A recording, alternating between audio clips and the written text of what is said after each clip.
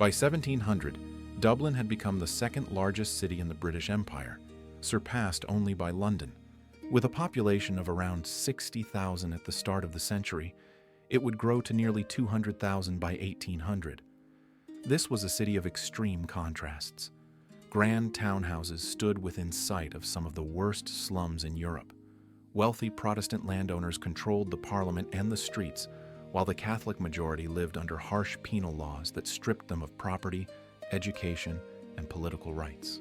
In this video, I use AI tools to bring historic engravings and paintings of Georgian Dublin to life. It's not perfect, but it gives us a glimpse of what these streets might have looked like. Let's step into Dublin in the 1700s. I want to start with Henrietta Street, because before researching this video, I had no idea just how significant it was. Built in the 1720s and 1730s, this was Dublin's most exclusive address. The houses here were enormous, designed on a palatial scale for the wealthiest and most powerful people in Ireland. Archbishops, Lord Chancellors, Speakers of the House of Commons, and Army generals all called this street home. The houses followed a strict layout: public rooms on the ground floor for entertaining guests, private chambers above, and servants' quarters tucked away in the basement and attic, out of sight, but never far away. What strikes me most is how deliberately this street was designed to project power: wide, imposing, lined with massive brick facades. It announced to anyone who entered that this was where decisions were made. Remarkably, Henrietta Street still exists today. You can visit number 14, which is now a museum. But the story of this street doesn't end in the Georgian era. By 1900, these same grand houses had become some of Dublin's worst tenements, with over 100 people crammed into a single building. For now, though, we're in the 1700s, and Henrietta Street is at the height of its glory. The River Liffey was Dublin's lifeline. By the mid-17th century, the riverbanks had been lined with stone quays, transforming Dublin into a proper port city. Merchant ships crowded the water, carrying wool, linen, butter, and beef to England and beyond. In return, they brought back coal, wine, tobacco, and luxury goods for the city's elite. For much of the century, ships could navigate as far upstream as Essex Bridge, where the old custom house stood.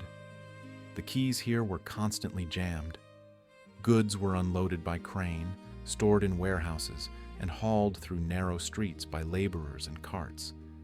In 1781, construction began on a new custom house further downstream. Designed by James Gandon, it took 10 years to complete and cost over £200,000. A vast neoclassical building topped with a copper dome, it was a statement of Dublin's commercial ambition.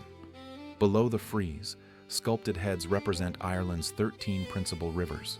The only female figure above the main door is the Liffey herself. The custom house still stands today, one of Dublin's most recognizable landmarks.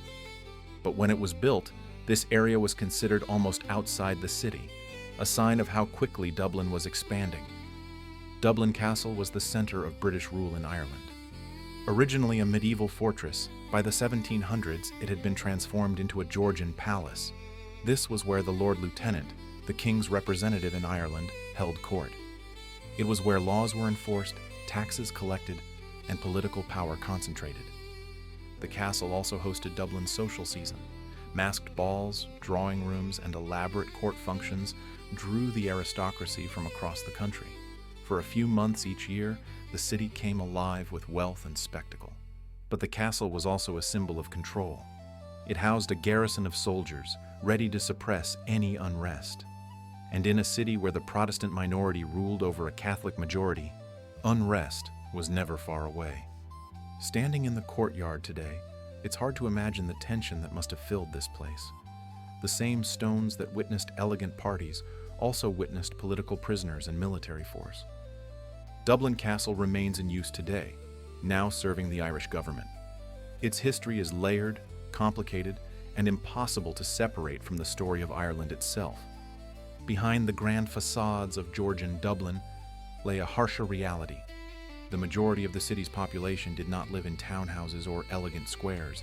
They lived in cramped lanes, cellars, and makeshift hovels on the outskirts of the built-up area. Contemporary visitors noted the extreme contrast between rich and poor. Beggars crowded every corner. In 1783, one newspaper described them as petitioning wretches to be met with in every corner of the city. Violence was part of everyday life. Popular entertainment included cockfighting, bull baiting, and public executions. Between 1780 and 1795, there were 242 hangings in Dublin. Robbery was rife. Soldiers, according to some accounts, were responsible for most of it. Disease spread quickly in overcrowded conditions. Clean water was scarce. Sanitation was almost non-existent in poorer areas. And yet, life went on. Markets bustled with traders. Street sellers hawked their goods. Children ran between carts. This was the Dublin that most people actually lived in. Not the elegant drawing rooms, but the muddy lanes and crowded tenements. It's a side of the city that's harder to reconstruct, because it left fewer traces. But it was just as real. At the heart of Georgian Dublin stood Trinity College and College Green.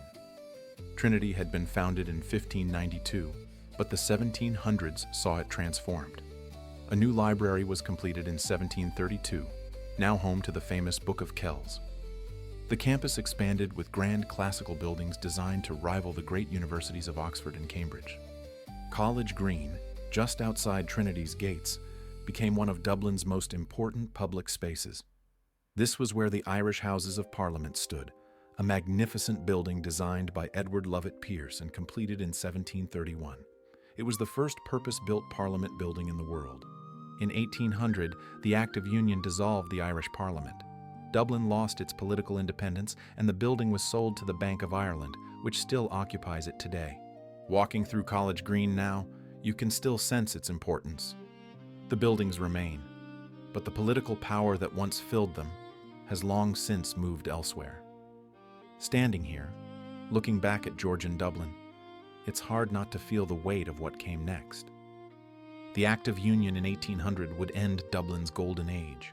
The wealthy would leave, the grand houses would become slums, and the tensions between rich and poor, Protestant and Catholic, would shape Ireland for centuries to come. But in the 1700s, none of that had happened yet. Dublin was a city of ambition and contradiction, elegant and brutal, wealthy and desperate, all at once. If there's another city or moment in history you'd like to see brought to life, let me know in the comments. I'd love to keep building this journey into the past with you.